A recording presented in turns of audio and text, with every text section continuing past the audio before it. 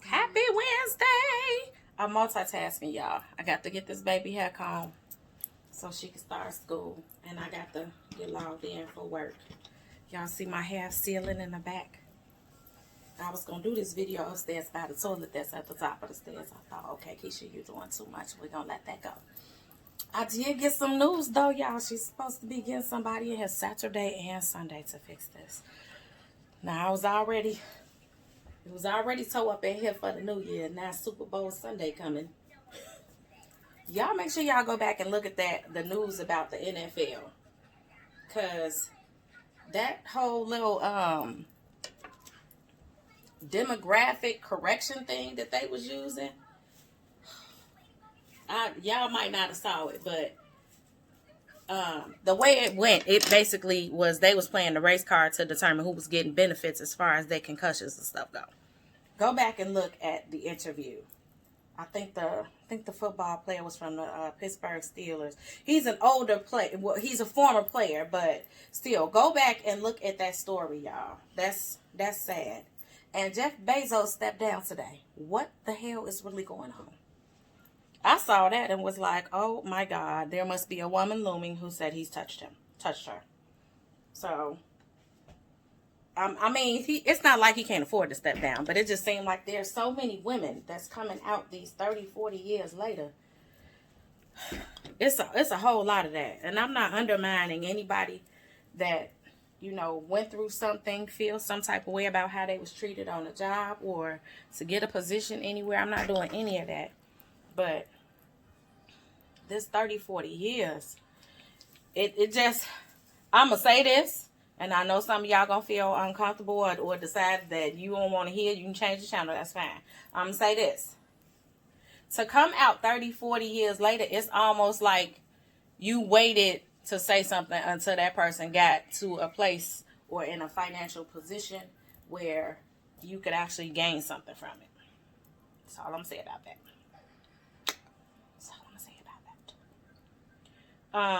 But I didn't come on here to say that. And I don't know for real that that's what happened to Jeff Bezos. I'm just saying out of nowhere he did step down. Just thought that was a little awkward this morning. But I did come on here because I was listening to Sarah Jakes Roberts. And she was talking about a new era or a dying era. What was it? The end of an era. I'm sorry.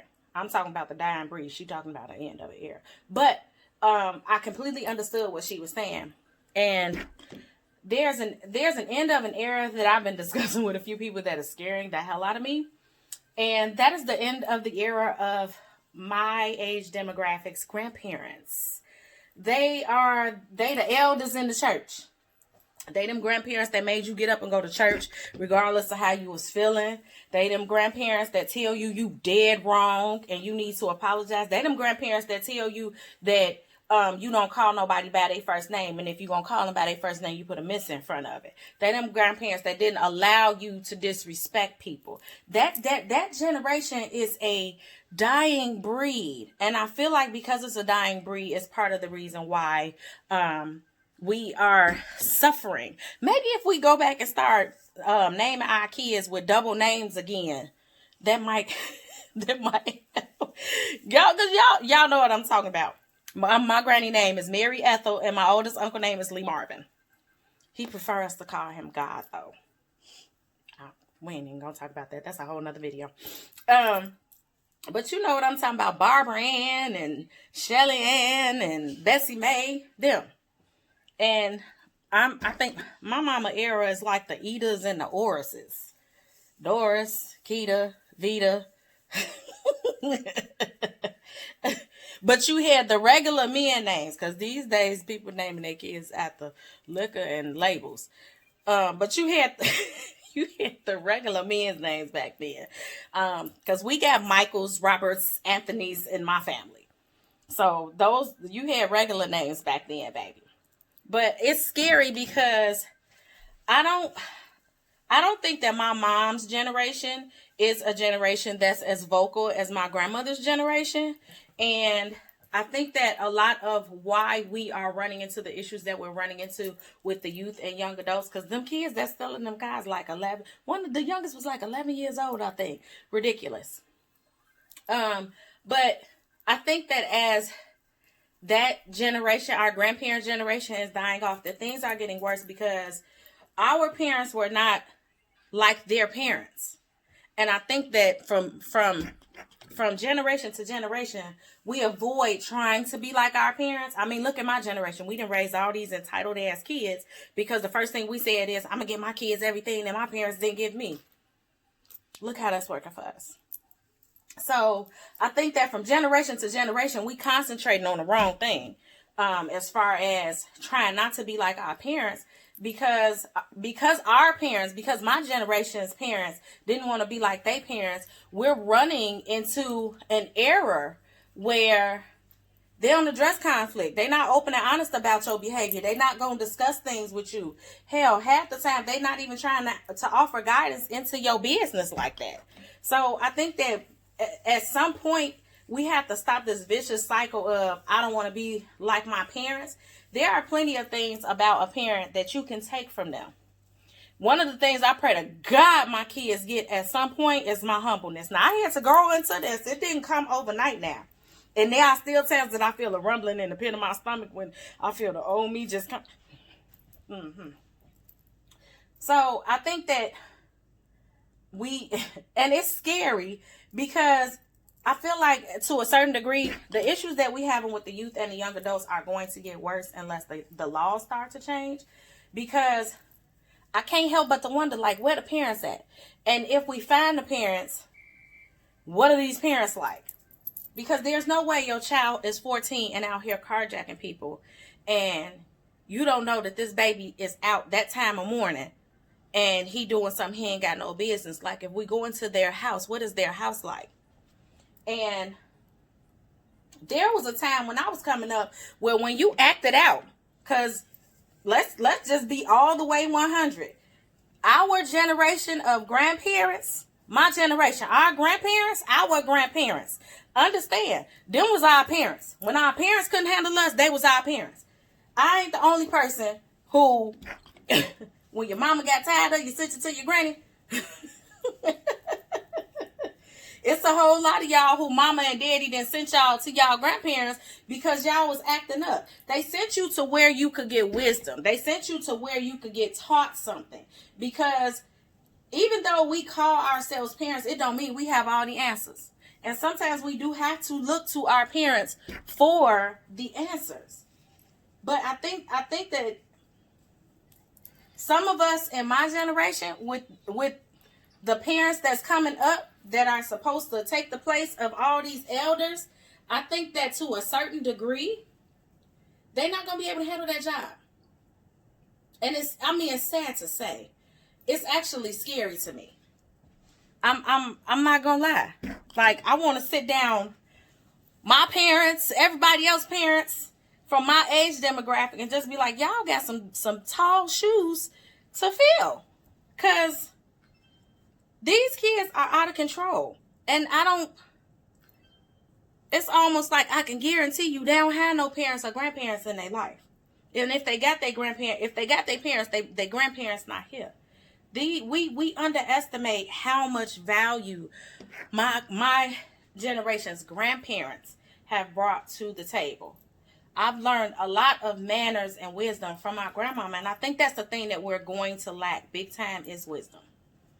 I think that with everything that's going on in the world, we're going to have to come out of this shell of I don't want no problems. I'm not going to address that conflict with my child, and understand that not addressing the conflict with your child is what's causing the problem. So it's scary. I hate to be the person to be sitting here saying it's scary, but it's scary as hell to me. I ain't even gonna lie. I don't see my mama's generation being able to step up to the plate and hold it down the way my grandmama's generation has. And I feel like to a certain degree that if they not gonna do it, and I know my mama not. Y'all already seen my videos. I know my mama not. Now, if I can get her on board with getting the necessary help she needs, I'm pretty sure we wouldn't have them problems. Because I know for a fact that my mama, outside of the things that she does, is a Proverbs 31 woman. I know my mama knows how to raise a child the right way. I know my mama knows how to keep a house the right way. But there were things that have gotten in the way of her actually performing and being the person that she was born to be.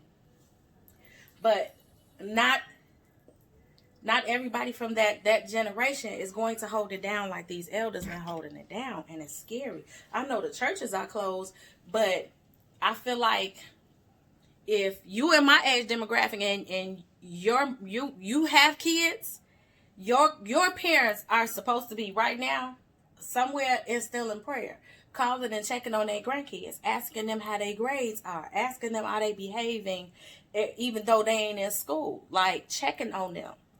The elders checked on me.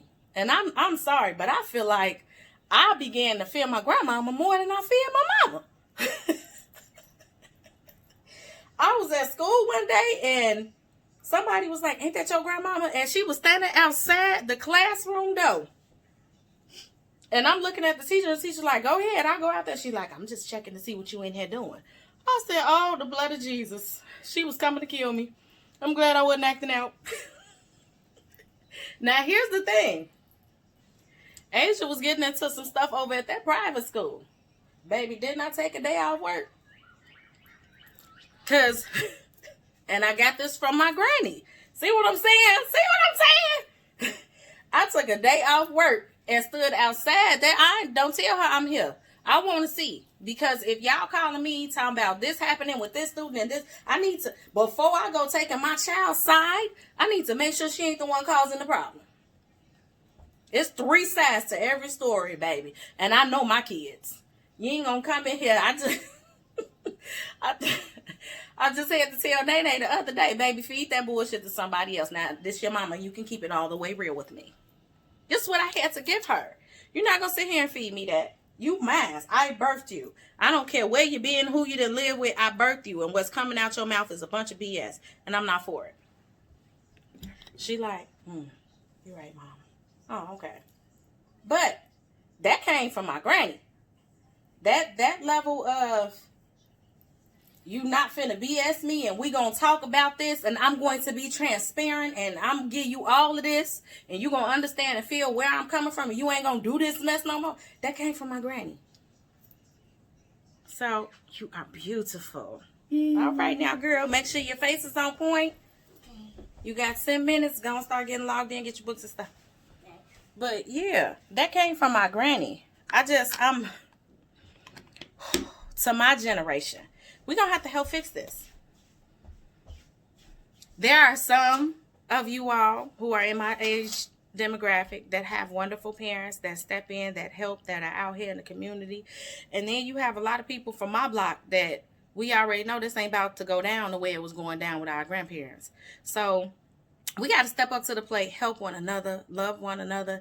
And if you all know any of these kids who are out here doing carjackings, these kids that's pushing down old people and robbing them, because these are kids, y'all make sure y'all get a unit together to go and hug them babies. Truth be told, a hug seems to bring out what's inside that's just been sitting there. It's going to blow up one or two ways. It's going to blow up in tears and hurt, or it's going to blow up in a negative way that's going to hurt somebody else. So, as our elders leave here, we got to come together and do their work, y'all. I love you all, and I'll see y'all next video.